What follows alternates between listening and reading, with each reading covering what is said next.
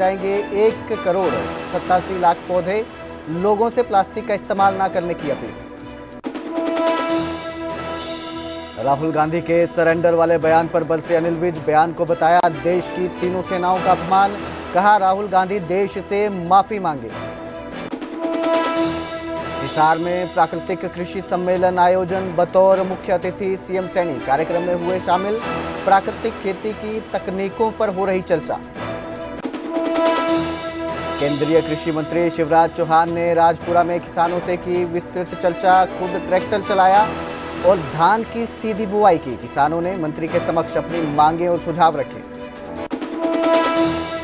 एक धार्मिक समारोह में मंच पर इकट्ठे दिखे धामी हरनाम सिंह और पूर्व जत्थेदार रणबीर सिंह। एक दूसरे का हाथ जोड़कर बुलाई फतेह। भिंडरावाले के बेटे ईश्वर सिंह भी दिखे उनके साथ।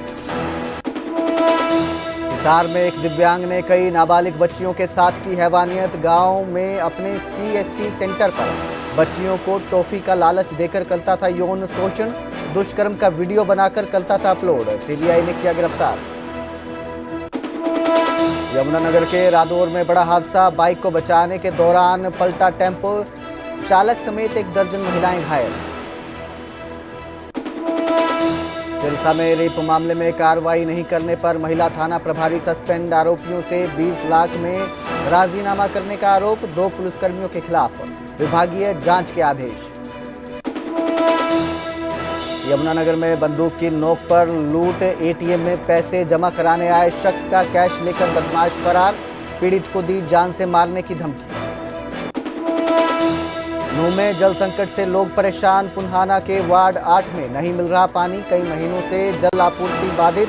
लोगों ने दी प्रदर्शन की चेतावनी। यमुनानगर में प्लाईवुड इंडस्ट्री पर गहराया संकट। यूपी सरकार की ओर से सहूलियतों के ऐलान से उद्योगपतियों के पलायन का बढ़ा डर। सरकार से इंडस्ट्री को बचाने की अपील।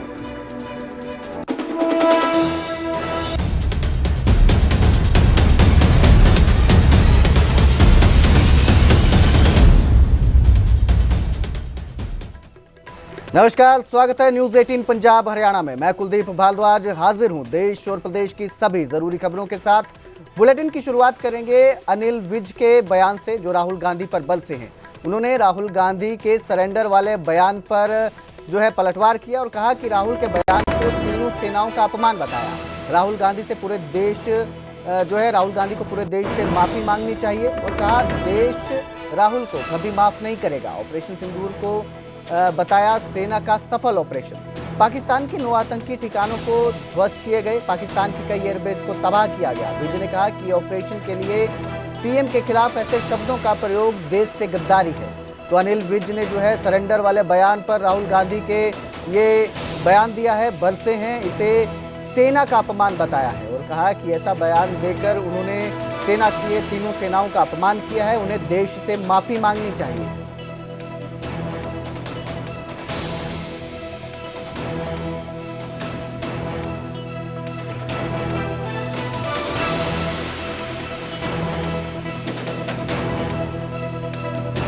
तो राहुल के सरेंडर वाले बयान पर अनिल विज का ये बयान सामने आया है। उन्होंने इसे देश विद्रोही बताया और कहा कि राहुल को माफी मांगनी चाहिए देश से। राहुल का जो बयान था सरेंडर वाला, उसे तीनों सेनाओं का अपमान बताया और कहा कि राहुल पूरे देश से अपने इस बयान के लिए माफी मांगे।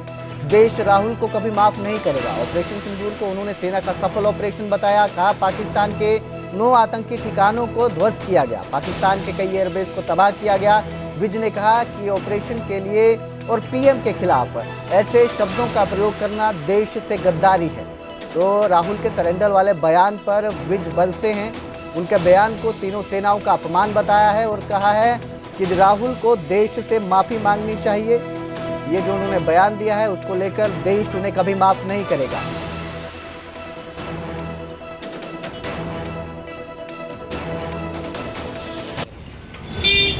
जिसमें भारत को भारी सफलता प्राप्त हुई है।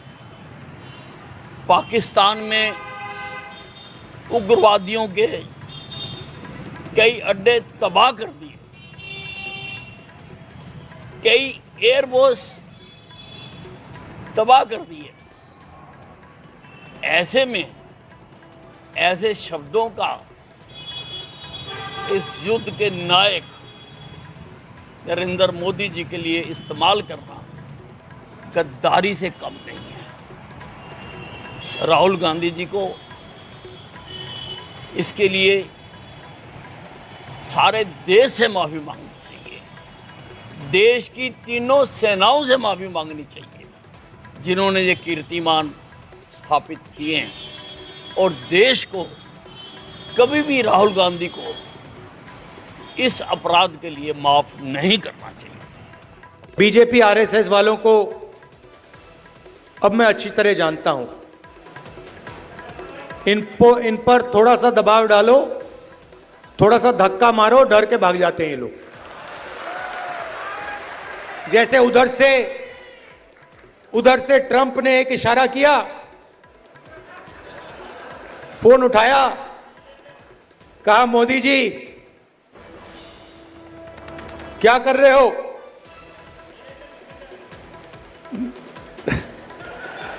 नरेंद्र सरेंडर,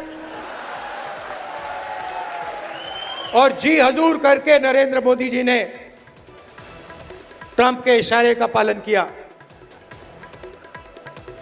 आपको एक समय याद होगा जब फोन कॉल नहीं आया था,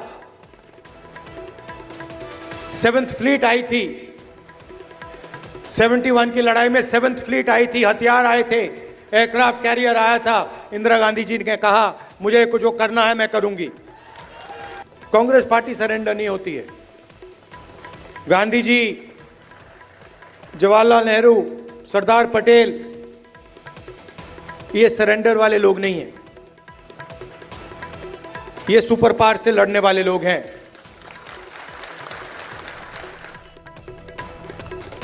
तो उधर विश्व पर्यावरण दिवस पर सीएम नायब सिंह सैनी ने बड़ा ऐलान किया और कहा कि हरियाणा में 1,87,00,000 पौधे लगाए जाएंगे। विश्व पर्यावरण दिवस पर सीएम ने ये घोषणा की है और एक पेड़ मां के नाम 2.0 का आगाज किया है। दादरी में सीएम सैनी ने पौधारोपण किया। इलेक्ट्रिक कार पर सवार होकर वो कार्यक्रम में पहुंचे थे। इसके साथ ही 5 इलेक्ट्रिक बसों को भी हरी झंडी दिखाई। प्लास्टिक इस्तेमाल न करने की लोगों से अपील की है। तो सीएम सैनी ने विश्व पर्यावरण दिवस पर बड़ा ऐलान किया है और कहा है कि हरियाणा में 1,87,00,000 पौधे लगाए जाएंगे।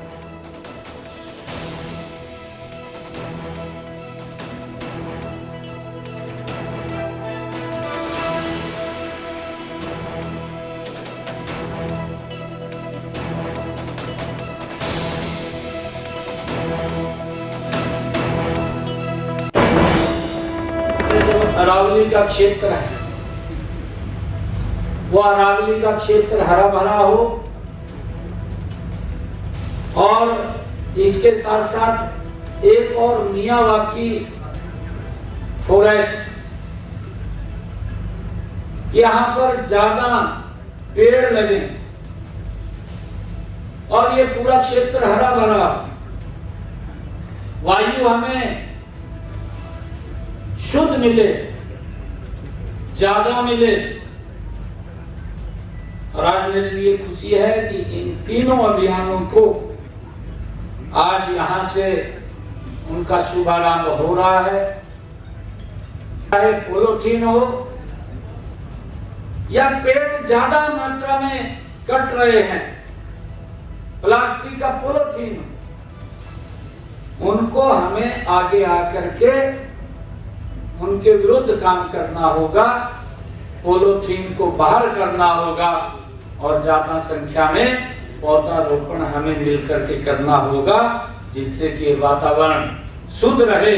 इस अभियान में जो पौधे लगाने का हमने एक आंकड़ा रखा है, वो 1,87,00,000 पौधे इस वर्ष हमने नए पौधे लगाने का।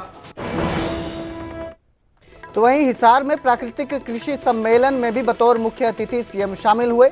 कृषि मंत्री श्याम सिंह राणा की अध्यक्षता में प्रदेश भर के किसान, कृषि विशेषज्ञ और विभिन्न विभागों के उच्चाधिकारी इसमें शामिल हुए। प्राकृतिक खेती की तकनीकों को लेकर चर्चा की गई। खेती की नवीनतम जानकारी साझा की गई। चौधरी चरण सिंह हरियाणा कृषि विश्वविद्यालय के इंदिरा गांधी सभागार में प्राकृतिक खेती का सम्मेलन का आयोजन किया गया था, जहां मुख्यमंत्री सीएम नायब सिंह सैनी भी शामिल हुए।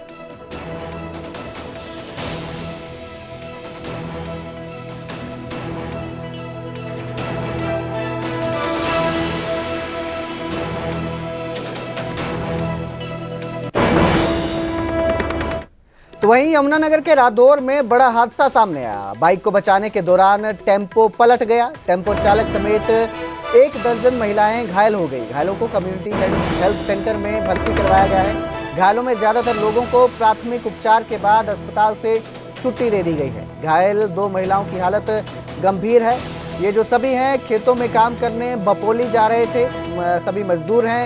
गांव के करीब टेम्पो के सामने अचानक एक बाइक आ गई। उस बाइक को बचाने के चक्कर में टेम्पो अनियंत्रित होकर सड़क किनारे पलट गया। टेम्पो सवार ने बाइक चालक की लापरवाही का आरोप लगाया है और इस हादसे में टेम्पो चालक समेत करीब 1 दर्जन महिलाएं जख्मी हुई हैं, घायल हुई हैं।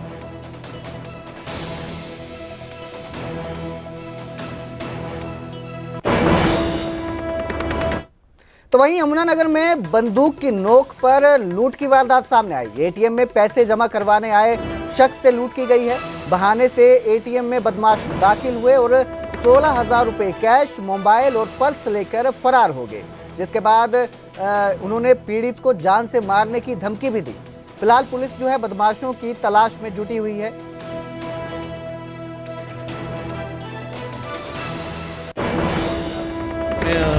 कैश जमा करवाना था, कल इंस्टॉलमेंट थी।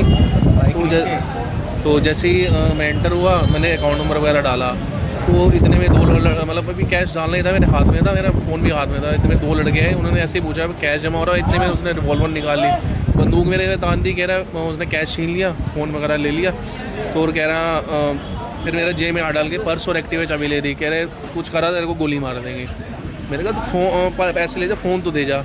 कह रहा नहीं, कह रहा तूने बाहर नहीं आना। बस वो जैसे ही मतलब वो अंदर बंद करके बाहर चले गए। कह रहे तेरा फ़ोन मिल जाएगा, तूने बाहर नहीं आना। मैं फिर एक 2 मिनट बाद बाहर आया हूँ। मैंने किसी से लेके फ़ोन करा, घर पे बुलाया भाई और को, सबसे घर से बुलाया। तो इतने में उन्होंने आके देखा फ़ोन वगैरह तो मिल गया, लेकिन पैसे और मेरा पर्स लेके चले गए। लेकिन सवाल ये है कि शहर में बदमाशों के हौसले आखिर इतने बुलंद कैसे हो गए? क्या पुलिस की सुरक्षा व्यवस्था में कोई कमी है? इस वारदात ने एक बार फिर से शहर की सुरक्षा व्यवस्था पर सवाल खड़े कर दिए हैं।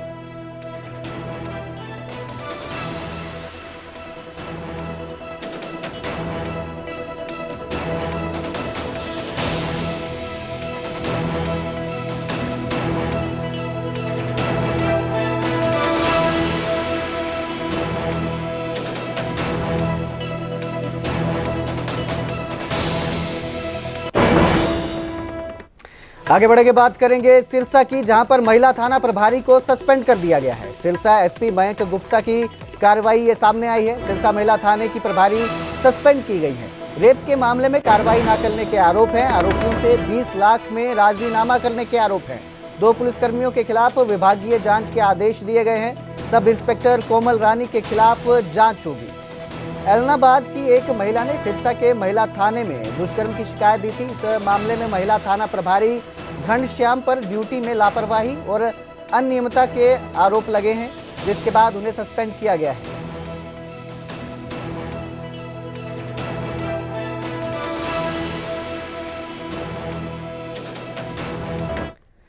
तो उधर सोनीपत में ड्राई क्लीन और प्रेस की दुकान में आग लग गई। आग में सारा सामान जलकर खाक हो गया। आग लगने से लाखों का नुकसान हुआ है।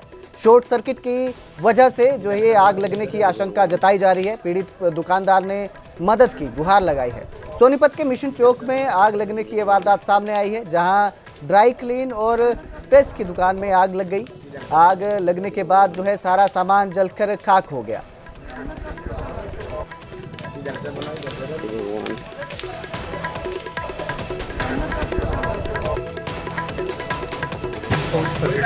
सबने यहीं से बताया कि जो घूम रहे थे ना, उनको यहाँ थे नहीं, उन्होंने बताया था ऐसे यहाँ पे आग लगी। और उसके बाद हमने फिर फायर ब्रिगेड को फ़ोन करा 5:28 पे। फायर ब्रिगेड यहाँ पर पहुँची है 7:15 बजे। कितना नुकसान है? हमारा यहाँ पे मेरी शादी का सामान रखा था, जैसे बेड, अलमारी, फ्रिज, वॉशिंग मशीन, सिलाई मशीन और प्रेस की दो मेज़ थी जिस पे प्रेस करते थे, बाकी पंखा, साइकिल, ये सब सामान था। नूह में जल संकट से लोग परेशान हैं। पुन्हाना वार्ड 8 में पानी नहीं मिल रहा है। इलाके में कई महीने से जल आपूर्ति बाधित है। लोगों ने विभाग के अधिकारियों से शिकायत की, समाधान नहीं मिलने पर प्रदर्शन की चेतावनी दी है। तो नूह में पानी की दिक्कत से लोग परेशान हैं। पुन्हाना के वार्ड नंबर 8 में पानी नहीं मिल रहा है। इलाके में कई महीने से पानी की जो आपूर्ति है वो बाधित है। लोगों ने विभाग के अधिकारियों से शिकायत की है और चेतावनी दी है कि अगर समाधान नहीं निकला इस समस्या का तो वो प्रदर्शन करेंगे। प्रदर्शन की चेतावनी दी है।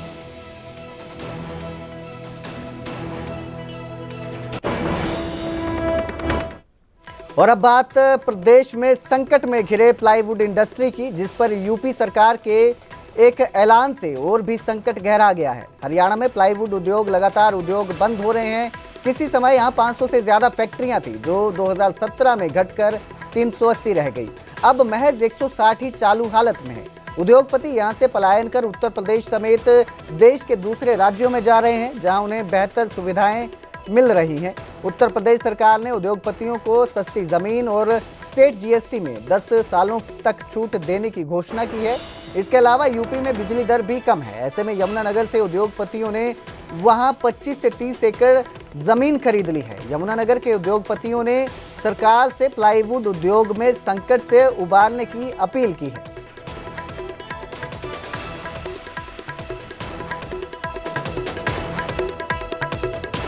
तो हरियाणा में संकट में प्लाईवुड इंडस्ट्री है। लोग यहां से पलायन करने को मजबूर हैं। सालों तक जो स्टेट जीएसटी में 10 सालों तक छूट देने की जो घोषणा की है वो उत्तर प्रदेश सरकार ने की है उद्योगपतियों के लिए। इसके अलावा यूपी में बिजली की दर भी कम है। ऐसे में यमुनानगर से उद्योगपतियों ने वहां जमीन खरीद ली है और साथ ही यमुनानगर के उद्योगपतियों ने अपील की है कि प्रशासन और सरकार उन्हें इस संकट से उबारे।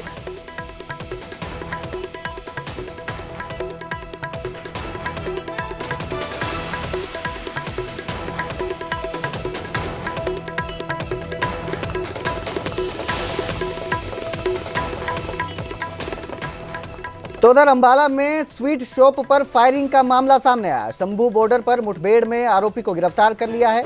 आरोपी के पैर में गोली लगी है। ये आरोपी लुधियाना का रहने वाला बताया जा रहा है।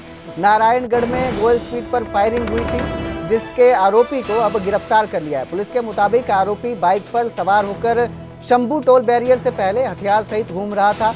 पुलिस को सूचना थी कि इस हथियार से वो किसी और वारदात को अंजाम दे सकता है, लिहाजा पुलिस ने आरोपी का पीछा किया। पुलिस को देखकर पहले तो आरोपी भागने लगा और फिर पुलिस पर फायरिंग शुरू कर दी। पुलिस ने भी जवाबी कार्रवाई की जिसमें आरोपी की बाई टांग में गोली लगी है। आरोपी पंजाब में कई मामलों में वांछित है और स्वीट शॉप पर फायरिंग करने के चलते इसको पुलिस तलाश कर रही थी, जिसको गिरफ्तार कर लिया है। पुलिस के साथ एनकाउंटर के बाद इसे गिरफ्तार कर लिया गया है। पुलिस एनकाउंटर में इसके बाई टांग पर गोली भी लगी। मुझे एक लड़का जो सस्पेक्टेड और विदाउट नंबर बाइक पर मुंह बांधे हुए और उसके पास वेपन है या शंभू टोल के पास घूम रहा है, जिस पर हमारी टीम ने उसी टाइम इन्होंने वीटी करके पूरे जिला में नाकाबंदी करवाई गई। जो हमारी टीम मौका पर पहुंची, जैसे उस लड़के को रोकने की कोशिश की तो उसने अपनी बाइक भगाई। जैसे ही बाइक के पीछे गाड़ी लगी, वो एक यू टर्न लेते हुए उसकी बाइक गिर जाती है। गिरते ही वो अपने जो उसके पास वेपन था उससे पुलिस पार्टी पर उसने फायर किए, जो 2 से 3 फायर किए। जो हमारी पुलिस टीम जो CA1 की बड़ी सूझबूझ से काम करते हुए उसने अपने आप को बचाते, अपनी टीम को बचाते हुए और उसके हवाई फायर किए उसको रोकने के लिए, पर वो ना समझा, वो फायर करने से नहीं रुका। तो फिर हमारी टीम ने उसके पैरों की तरफ, उसकी जान माल की हिफाजत देखते हुए पैरों की तरफ एक फायर किया। तो नूह में जल संकट से परेशान लोगों को पानी नहीं मिल रहा है। इलाके में कई महीने से जल आपूर्ति बाधित है और लोगों ने अधिकारियों से शिकायत की है और समाधान न मिलने पर प्रदर्शन की चेतावनी दी है। इलेक्शन में ही बढ़िया छोड़ा था बस। अच्छा। उसके बाद पानी ढंग से नहीं आया। इलेक्शन में पानी आया था? इलेक्शन में 2-3 टाइम पानी आया। कितने दिन हो गए उसको? इलेक्शनों को अब लगा लो हिसाब, टाइम हो गया, उसी टाइम से पानी है, कभी कभी आता नहीं। किस तरह से गुजारा होता है? बस ऐसे ही है, कभी पल्ले उसमें बाजार में से लेके आते हैं, कभी इधर से सुनार में चलाते हैं, ऐसे ही पानी गुजारा कर रहे हैं, क्या करें। शिकायत की कहीं पे किसी से? दफ्तर में गए 2-3 बार, बहुत सारे हम सारी लेडीज से गई, एक बार और गए ना, फिर आते हैं चेक करने, फिर देख के चले जाते हैं कि छोड़ा हुआ पानी, अब यहाँ तो आता ही नहीं है। कब से पानी की समस्या बनी हुई है? 3-4 महीना हो गया पानी ना आ रहा भैया। अच्छा, ढूंढो के लावे बाहर गांव नहाने से पर ऐसे पल्ले में छोड़ कर पानी, टांट भी गंदी हो गई हमारे डोडो के दूसरी टांट भी। कितने दिनों से पानी की समस्या बनी हुई है? 3-4 महीना हो गए, बिल्कुल भी ना आ रहा। तो कहाँ कहाँ शिकायत की आपने, किसी से बोला? दफ्तर हो है जी, कई बार चले गए भैया हम। मोहल्ले में कम से कम लगभग 3 या 4 महीने से पानी बिल्कुल भी नहीं आ रहा, बिल्कुल भी मतलब बिल्कुल भी नहीं आ रहा, बिल्कुल भी मतलब कि आप ऐसे लगा लो कि महीने में 1-2 बार पानी, एक बूंद भी नहीं आया बस। और कहाँ शिकायत दी इसकी? हमने इसकी शिकायत एसडीओ ऑफिस में, एसडीओ के पास दी है, सारे पंप ऑपरेटर है जितने भी, सबको हमने बता दिया है। वो एसडीओ साहब से आज भी बात हुई हमारी, उन्होंने कहा है कि सिर्फ हम अभी आ रहे हैं, देखो अभी तक भी नहीं आए वो, और उन्होंने ये कहते हैं कि आज पानी आ जाएगा, कल पानी आ जाएगा, यही कहते हैं वो, इसके अलावा पानी तो कभी आया नहीं है जी। और हमने शिकायत लगभग लगा लो 15 या 20 बार हमने शिकायत कर चुके हैं।